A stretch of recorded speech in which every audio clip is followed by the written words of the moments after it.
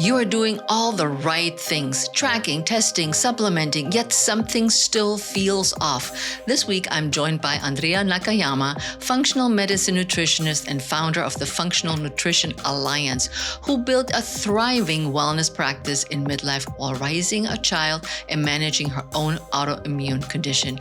Andrea doesn't offer quick fixes. She teaches women to listen to the symptoms, the stories, and the deeper truths their bodies are trying to tell them. In this episode, she shares how midlife can be the turning point, not a crisis, if we learn to stop optimizing and start rebuilding from the inside out.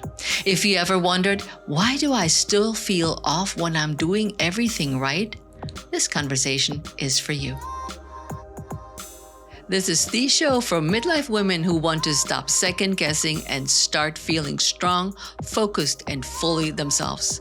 I am Heike Yates, a midlife fitness expert and mindset coach. On the Pursue Your Spark podcast, I share simple, no fluff strategies for movement, mindset, and nutrition so that you can stop spinning your wheels and start showing up with strength and confidence.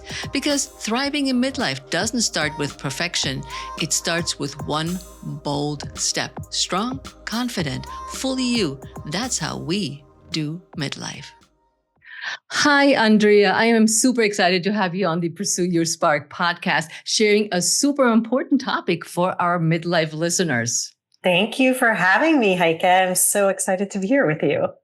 Andrea, can you tell us about a time when you ignited your spark, when you made a bold move or chose a different path, even when it was a tough or not an easy one to choose? Yes, I think one of the biggest ones in my life was when I was a single mom, widowed with a small child, and decided to leave my very well-established career in book publishing to pursue a career in nutrition. And it was a huge leap because I was a single family income at that time, had to put myself back through years and years of school, but pursued my spark, and that has certainly paid off. Why did you choose that path? Because I've just published my first book. So I'm like, oh my God, this is so exciting. And was a publisher before. But what made you choose that path? It could have been anything else. Yes. Well, it couldn't have been anything else because I always had a passion for nutrition. I worked in book publishing. I was a production director for 15 years. But when my late husband, Isamu, was diagnosed with a brain tumor when I was 7 weeks pregnant, we really started to see more of the gaps in the medical model. There were certainly brilliant things that medicine was doing for him, but we were recognizing that there was more we can do. So my light passion for nutrition became more of a purpose of something I could do to influence his life, something we could do together. And so that sparked my passion in really looking at nutrition and the purpose then of really being able to deliver that message forward. So it wasn't just picked out of the clouds. It had become kind of my religion at that point. He lived 2.5 years after his diagnosis. So we lived with this reality of dealing with his brain tumor treatments and then all the other lifestyle modifications we were making at home and in our lives. That is incredible. It's just incredible in itself. And he got to see his child and be with you, which is wonderful. Yes. But how did you take care of yourself during that time? That's a very difficult time. You going to school, you're learning, you getting a new profession, you have a little one, and your husband is going to die, and you know that. How did you take care of yourself during that time? Well, I'm going to pace it out. So I wasn't going back to school when he was ill. I was completely focused on him and our family. In fact, I had been starting to do more of my own writing at that time and publishing, and that just got publishing my own work as opposed to working in publishing. And that just got sidelined while we were focused on his treatment, his life, the new life I was growing and, then had in the world. So that time was not a time to focus on myself and go back to school. That was a time of really really shifting to the primary focus in life, which was life. So the back to school time happened years after he died, really recognizing this was my passion. All of that time required huge attention to myself. So while I was pregnant for all of us, but certainly while I'm pregnant, while he's ill and then dying and then being a new mom and then really going back to work. I mean, I was working the whole time, but like putting myself back into that primary focus and then deciding to leave my career and go back to school took a tremendous amount of attention to my health and well-being, my sleep, my exercise, my movement, my mental health, my nutrition, all of those things to ensure that I was supporting myself along these very difficult transitions in life. Mm-hmm. If I'm correct, you also were diagnosed with Hashimoto's. Mm-hmm.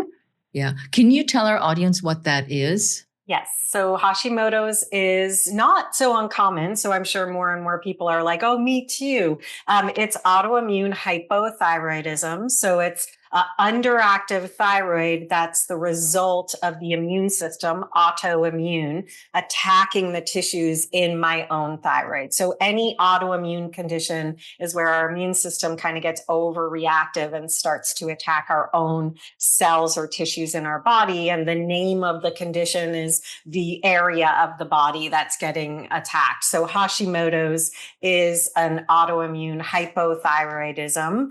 And I think if I go back before my late husband was even ill, the thing that drove me to really explore nutrition was trying to manage some of my own symptoms that in retrospect I can see as the precursors of my own thyroid disorder, but I didn't know it then. So I was already dabbling in nutrition at the point when he got ill. And then I started reading and presenting him. There wasn't a lot of information. This is 2000. This is the year of 2000. The internet was not what it is today. There were few books on nutrition. I was reading Andrew Weil and Michael Lerner. Like there just wasn't a lot. So when I would find a piece of research, I would present it to him. It was ultimately his decision if we were going to make changes to our life. But going back, I think I was already primed to be thinking about what to do because I was trying to quote unquote control some of my own symptoms that were starting to emerge.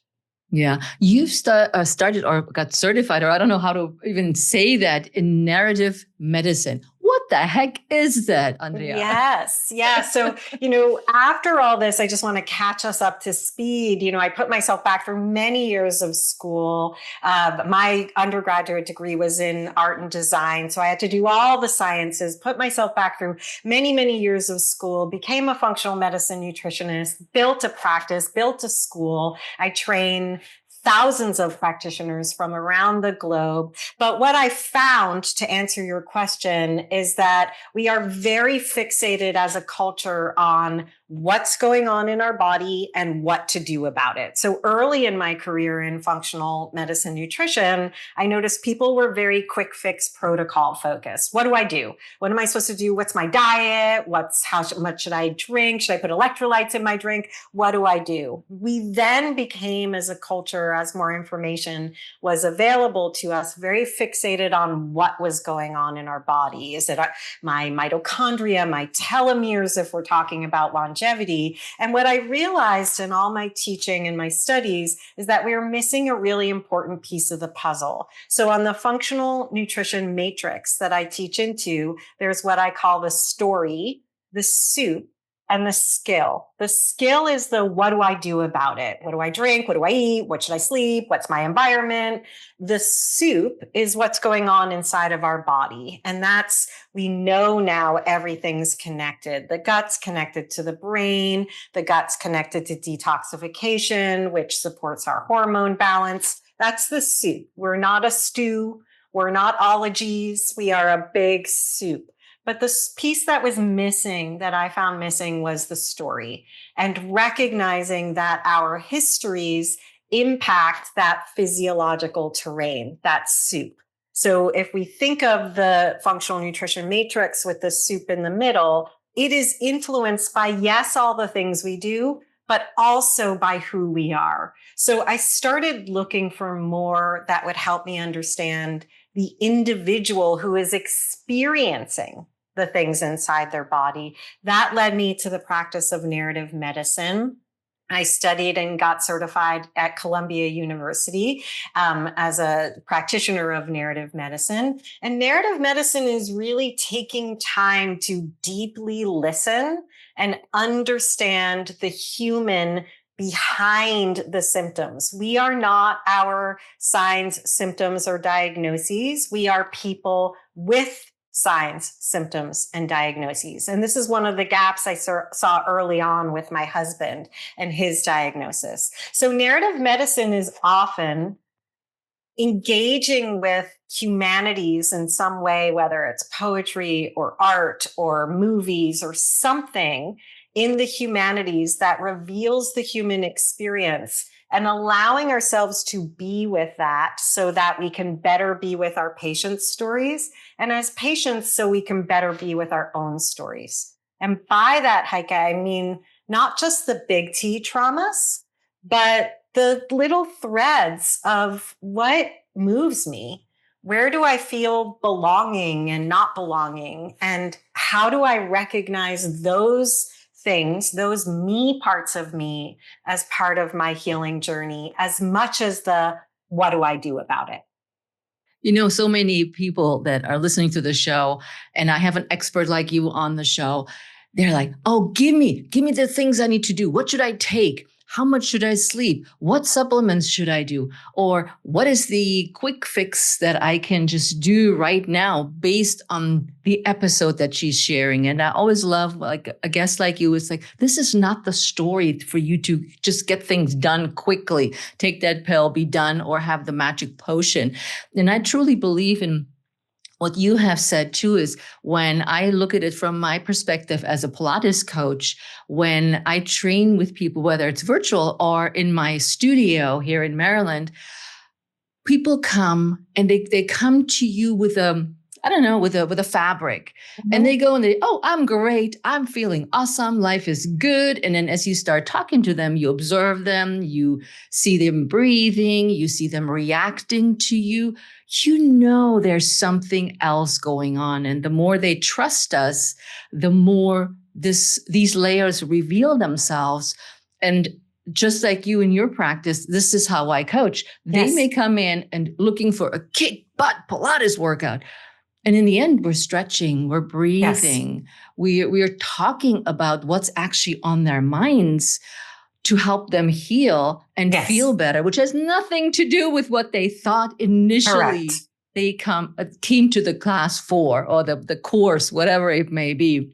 And so from your perspective, what do you believe, Andrea, women in midlife most need to hear, feel, or understand about their health that they're just not getting from traditional care and help themselves? Yeah, I mean, so many things. There's so many things that are really not looking at midlife and beyond through a lens that's fully functional and comprehensive. But I think I'm going to introduce 3 Ps that I think are really important here. So a lot of the midlife and longevity journey, and I've been doing a real deep dive into longevity research and all the books that are out there on longevity, is very focused on preservation.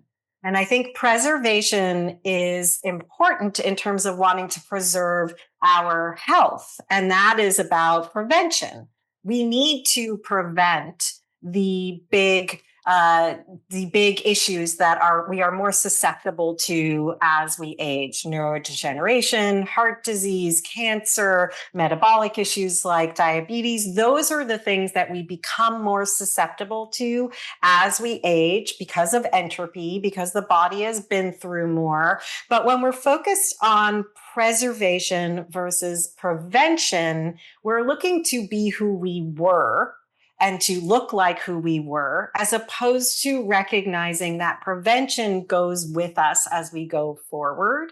And the third P that I want to introduce there, and I have some other P models too, but I was thinking about these, is purpose. Like when we are living in our purpose, and like you talk about, pursuing your spark and really knowing what sparks you, that actually has a huge impact on prevention physiologically. I can tell you physiologically, purpose, belonging, being moved, those have a big impact on our bodies and our body function, that blood sugar balance, that inflammation.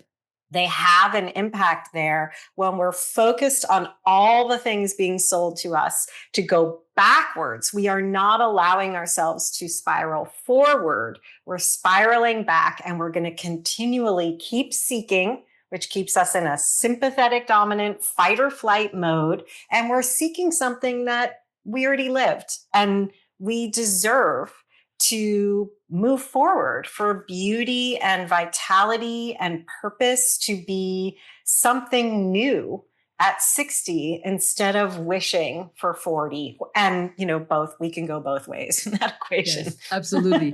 When I look at my clients, and specifically my clients that I see in person, not so much the people that are in my courses, because the people in my courses are in their 50s, mostly women. But in my studio, it's both men and women. And my oldest client is 99. Love it. And yes, we're not doing 100% Pilates, but it doesn't really matter. His wife says, well, he's losing his mind. Well, he's 99, so he is not remembering anything short term. He remembers everything from way back when, but he's living a purposeful life for what he remembers. He moves, and every week he leaves, and he has 2 hiking poles, and he waves with his hiking poles, and he says, okay, next Tuesday. He seems to remember that from all the things. Next Tuesday. Have a good day. Next Tuesday. And then he comes to work with wherever the mind and body is that day. But this is such an example of longevity. Yes. This man has no poor health markers. He has great blood pressure. He has a great heart. Everything's well, and he's not doing anything extraordinary. He's barely any medication, like 2 or 3 pills that he really needs, but that's it. And they're not looking for this quick fix. They're living well. They're telling me what they're eating, and never mind, Andrea, his wife, who's 94, drives him to the studio. The 2 of them are just amazing. Amazing. I'm so moved. I hope everybody feels the tingles and goosebumps. We want to live forward. It's not going to be what it was. And we have to engage the body with where it's going. We can still be focused on health and prevention. There's a way to do both, but what we're being sold today is some hypothesis and promise of preservation, which doesn't exist in the way it's being sold to us. Yeah, I want to dive into the question a little bit more, because I have this really long question for you. But I was like, oh my God, I can talk to Andrea about this. So there's so much noise about the trackers, the diets, the supplements, the sleep hacks. But you've warned that chasing quick fixes can actually delay real healing. How can women recognize when they're bypassing their deeper needs? And what does a more grounded path forward look like? Yes, such a good question. And this is where I'm going to borrow from the practices of narrative medicine, which are really about deep listening, radical listening to what are we trying to achieve? What do I want out of that diet tracker? What am I aiming for? And then really either asking yourself, or if you're working with somebody, will this give me that? So it's really just helping ourselves understand what we're aiming for. So if I look at a diet, like intermittent fasting is sold to us as the be all end all for longevity, or a ketogenic diet for weight loss, which we might struggle with more as we age. Those are only beneficial in very specific circumstances. And sometimes when we adopt these ways of eating that aren't right for our bodies in this this season of life, or whatever that means, age-wise, or like right now, stress-wise, whatever it is we're going through, they can actually do more harm than good. What I'm seeing with a lot of the trackers, and I'm wearing my Aura ring, but what I'm seeing with a lot of the trackers is that they're inappropriately used, and people are self-diagnosing based on something they see and then overemphasizing with that self-diagnosis. So what's the information we're getting, and how do we recognize that it's in a context of everything else going on? So as non-practitioners, as patients, and I'll put myself in there, even though I'm a practitioner, we are all patients. We have to recognize, what am I trying to achieve by taking on this new thing? And will it actually help me there? Otherwise, once again, we get stuck in this sympathetic dominant fight or flight state, which is the antithesis of the rest and the digest that we ultimately need for true healing. And you said earlier, Heike, that, people want to know, like, what's the thing? I'm going to tell you, my non-negotiable trifecta is sleep, poop, and blood sugar balance. So if you're not pooping, that's what I want you to work with. I'm not pooping. This is when it changed. This is what I noticed. Like, focus on something very specific, as opposed to the big, broad promises that rarely, I'm not going to say never, because there is the 20%, but rarely pay off in the way that they're promising, because the human body is beautifully complicated and complex. Have you ever picked up a book, marked it up, dog-eared the pages, and think, where has this been all my life? Hey, it's Heike. That's what I hope Pursue Your Spark will be for you. This isn't just something to read. It's something to live. Inside, I break down the 5 biggest emotional traps that keep midlife women stuck and guide you through 6 simple, powerful worksheets so you can stop spinning your wheels and start feeling strong, steady, and feel like yourself. It's like a warm, encouraging conversation mixed with a clear action plan. And if today's episode hit home at all, this book will feel like it was written for you.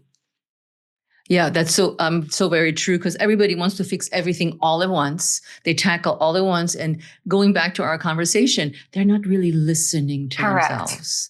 Correct. And I think it's also a problem of our industry that everybody is so inundated with so much information, and that they don't know what to do and where to go. Should I do this? Should I not? But I read, and my friend said, oh, my neighbor is. Yep. And they're really not sure where to go. And instead of asking, well, it's also hard to find somebody that you feel is qualified and you can trust. Yeah. And then what I would say to that is, just slow it down.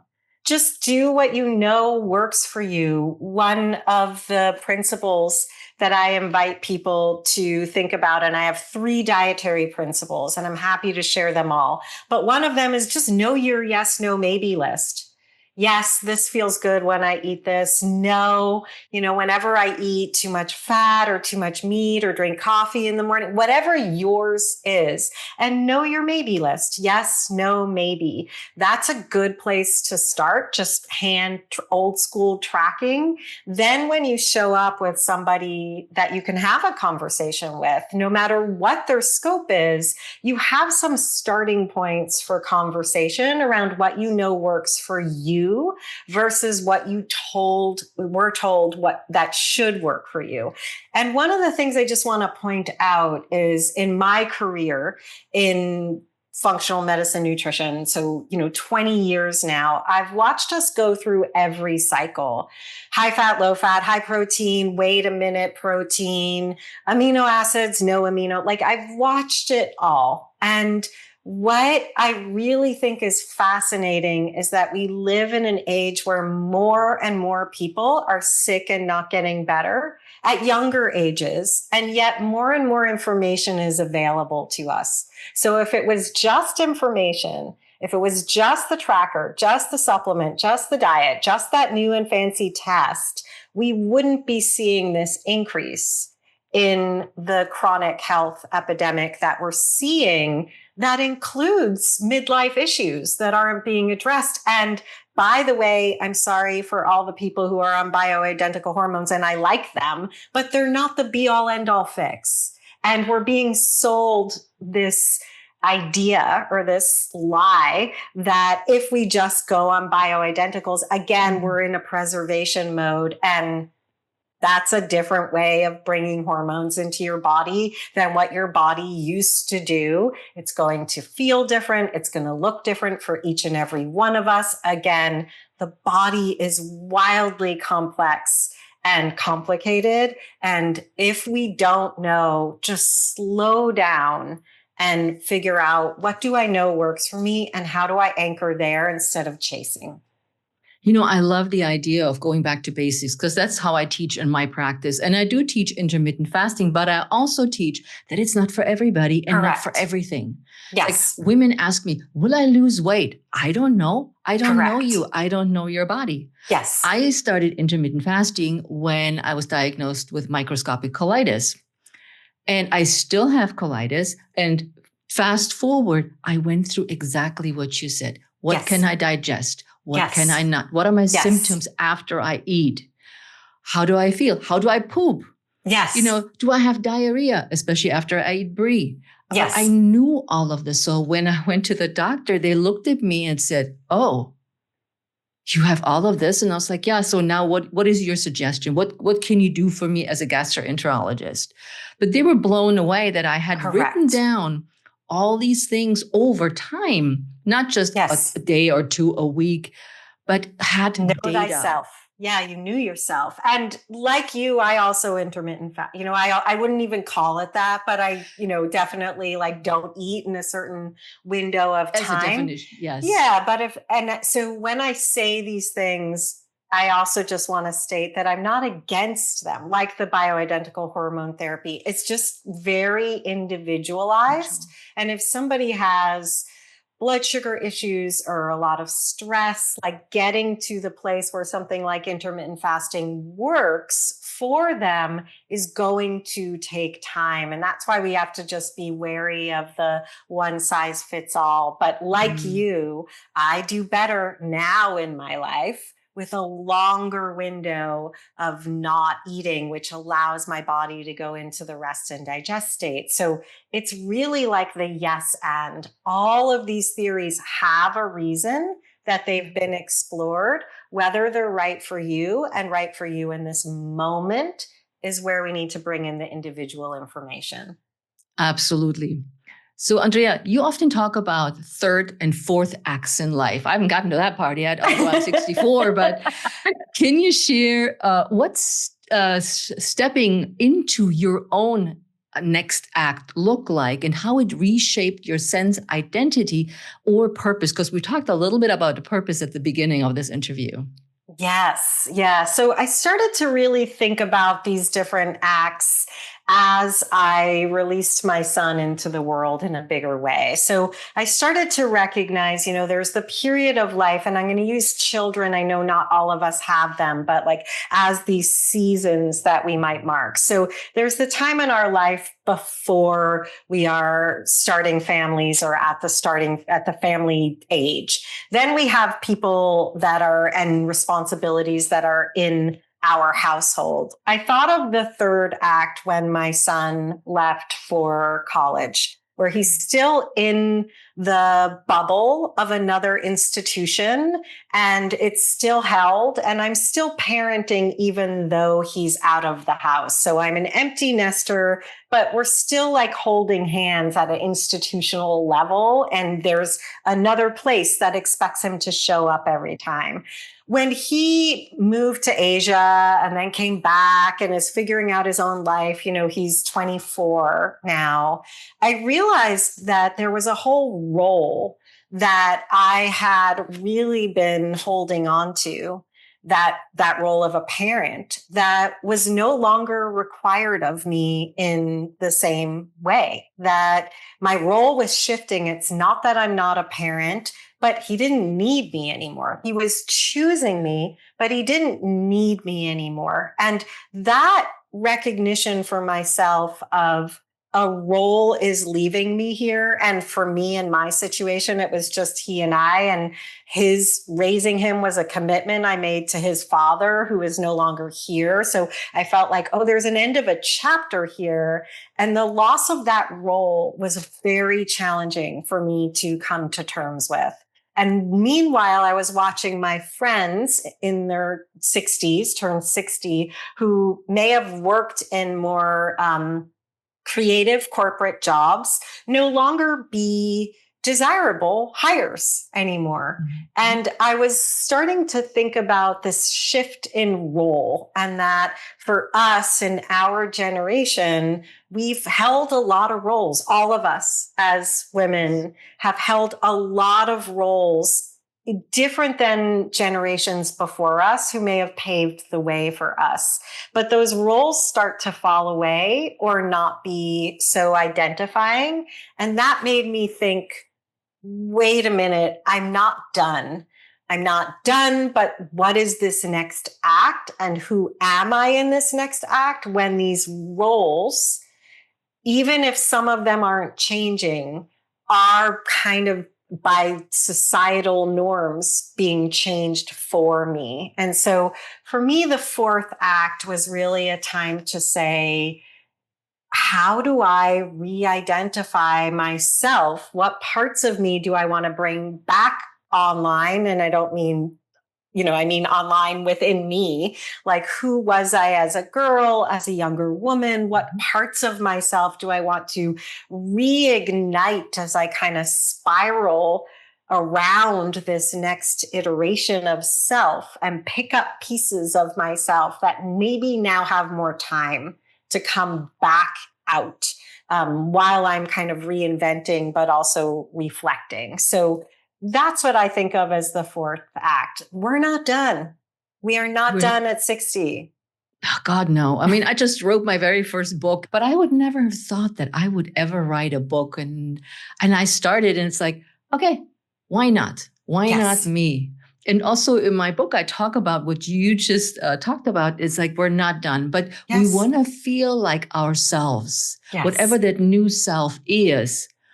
And what is that new fourth act look like for us? How do we identify ourselves and find our niche and find our footing in that new little niche that we carved out for ourselves? Yes, or might need to carve out anew. I mean, what I'm watching with friends is that they might be at a next chapter where work looks different, where contribution looks different, where purpose looks different. And like you, even though I come from publishing, I have a book deal, but my book isn't out yet. I'm about this month, I'll turn 59. It probably won't be until I'm 60 that it comes out. And so just really being able to recognize we're not done, and there are parts of us that we can go back and pick up, and there's a new future moving forward. And I don't know if you're familiar with Sharon Blackie's book, Haggitude, but I'm leading a longevity book club for women right now, and we're in the reading of Haggitude. And I love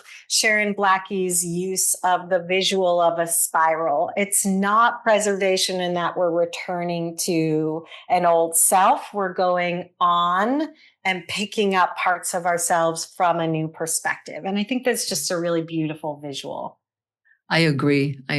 So you wrote, optimization is seductive, but if the system isn't stable, is not that now the time to fine tune? Is it time to rebuild? For women who's doing all the right things, but still feels that something is not really working.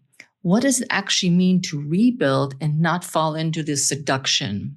Yeah, this really links beautifully to what we've been talking about with the quick fix. And the short way I like to say that is we can't use the tools of optimization for stabilization. So as I deep dive into the science and technology of longevity, a lot of it is about optimization. If we think about the realm of biohacking, this again comes back to the tests and the trackers and the blood sugar monitors and all the things. They can be used if we are hacking or optimizing at the level of all is good, and I just want to perfect it a little bit. I just want to work on this a little bit. How can I improve my performance time, the weight I'm lifting? Those are optimization opportunities. A lot of times what I see in the populations that I'm serving are people with chronic health challenges, and we still need the opportunity to stabilize. We're not at a stage of optimizing, or we can optimize within the places we're stabilizing, right? But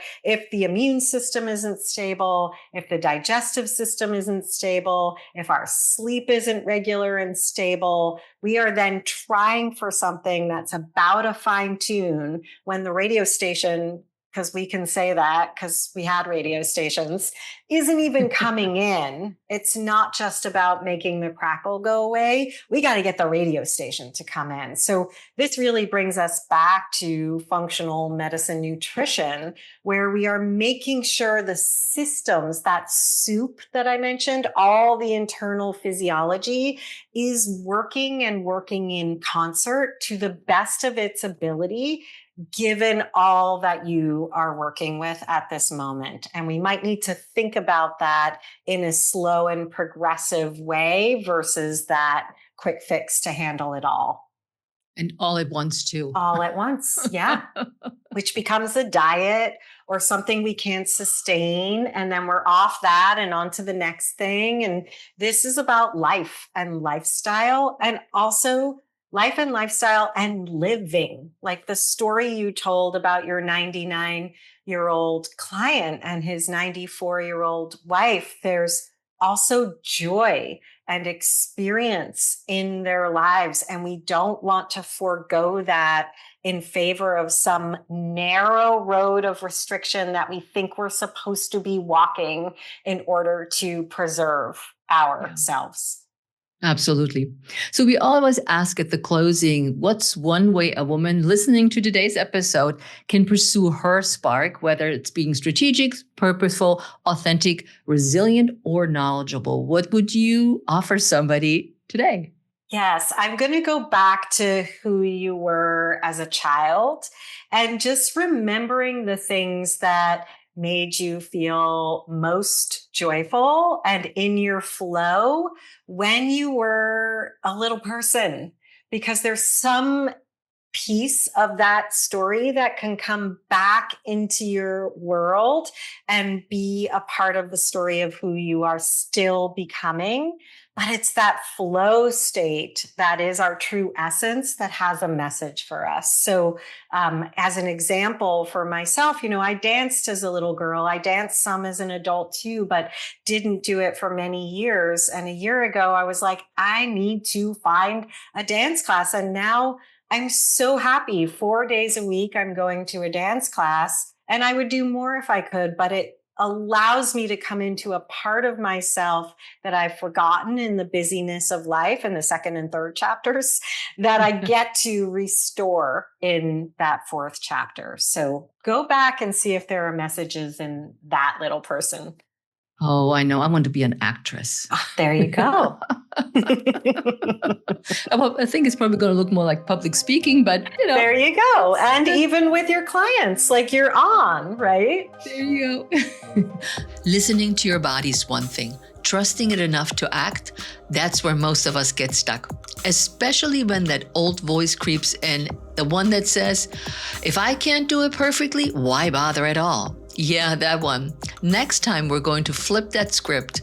Not more rules or routines, but with something you might not expect. See you there.